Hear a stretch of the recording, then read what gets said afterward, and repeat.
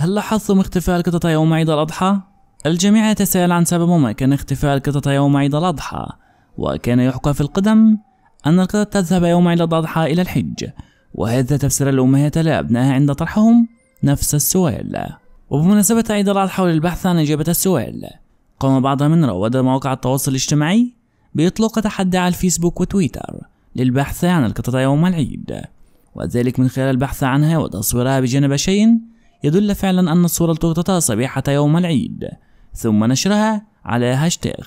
ونشر المشاركون في التحدي صورا ومقاطع فيديو تثبت اختفاء القطط من منازلهم وأحيائهم، وحاول بعضهم تفسير تلك الظاهرة، حيث كتب ناشط ساخرا: تختفي القطط الطبيعية حيث تظهر القطط البشرية.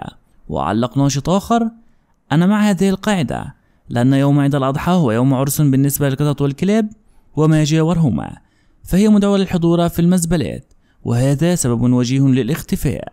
في مبرر آخرون اختفاء القطط عن الأنظار يوم عيد الأضحى بغريزتها التي تجعلها تهرب من رائحة الدم، وعللها البعض الآخر بالحكمة الإلهية التي يجهلها الإنسان. وعلق أحد الناشطين على فيسبوك: ذهبت إلى بغداد كما تقول الأسطورة، والواقع أننا لا ننتبه ولا نبالي بوجود القطط من عدمها في أيام العيد.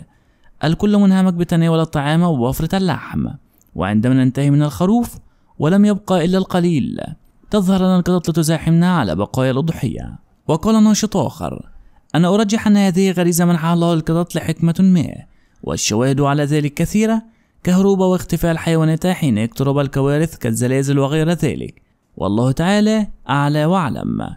وأضاف ناشط فيسبوكي: القطط ربما تخاف من أصوات أكباش الأضحية يوم العيد، وأنا أربي القطط وهي متعلقة بي كثيرا، وأول ما أدخل البيت تأتيني راكضة، لكن سبحان المولى يوم العيد لا أجد إلا قطا واحدا أعطيته قطعة لحم، لكنه رفض أكلها كأنه صائم.